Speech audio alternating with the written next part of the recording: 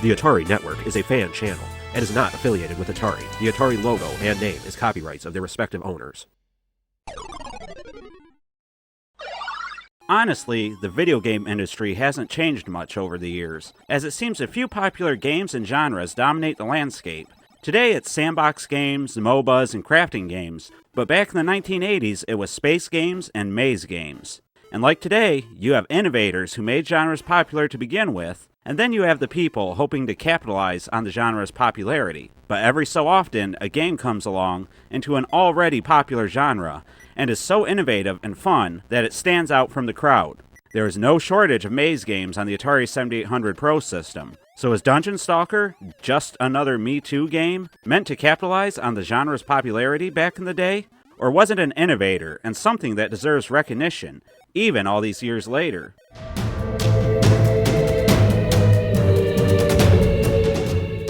Dungeon Stalker is a port of Night Stalker that was originally released for the Intellivision way back in 1982. This port was developed by Steve Engelhardt and Mike Saarna in 2015, which is already going on 8 years old. Wow, time flies.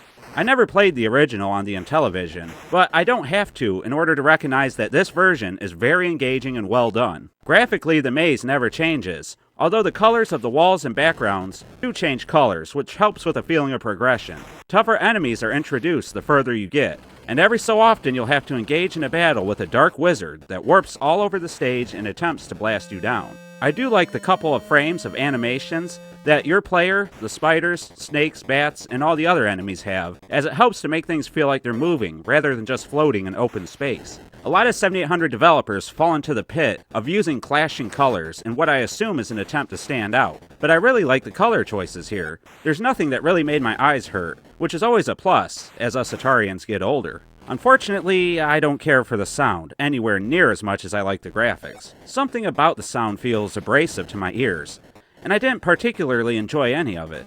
The game lacks music altogether, but the constant droning sound that plays along with the loud explosions and item pickup sounds just annoyed me. The longer I played, the more I disliked these sounds. Some of them are entirely too loud, while others are overly subdued. But I do like how as you run out of arrows, that droning dum-dum-dum sound gets louder, essentially letting you know what your ammo situation is without having to watch the gauge.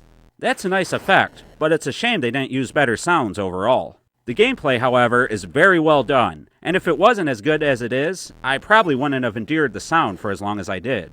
You start in the center ladder-looking room thing, and while you're in there, you're invincible and safe from enemy fire.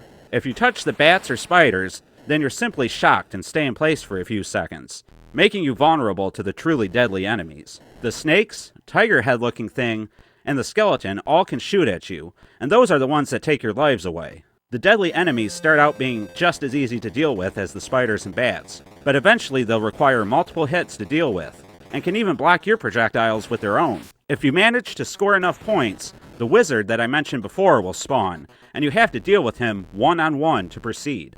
This all would be good enough and offers a solid challenge, but depending on which difficulty level you choose, you'll have to deal with even more threats. In Novice, you have unlimited ammo and 8 lives, effectively making you into a superhero against the fiends in the maze. In the standard mode, the spiders will start dropping spider webs, and if you don't deal with the webs quickly, they'll start to slow you down. You also have limited ammunition, so you'll have to collect new quivers often.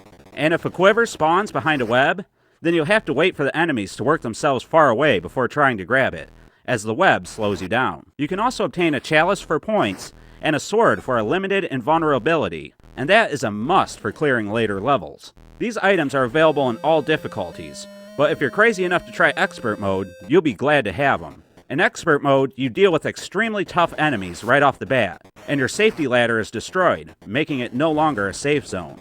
This can also happen in Standard Mode too, but only in the later levels. Overall, Dungeon Stalker offers a substantial challenge for players looking for a maze game that feels different from the Pac-Mans, KC Munchkins, and Go Subs of the world, or of the 7800 video game world at least. I like the variety of difficulties, as they actually feel very different from one another, and you should be able to find a setting for your skill level. The graphics and animations are pretty good, and the color choices are excellent in my eyes. It's nice having an audio cue for ammo, and it's honestly the only reason to keep the volume on. And the gameplay is fantastic. Unfortunately, this game is bogged down by a lack of background music, and the sound effects are just annoying altogether. The maze never truly changes, and the whole thing gets stale after a while. Also, I think this game is going to be a bit too hard for some, so if you're not looking for a real challenge, then you might want to stick with the maze games you're familiar with.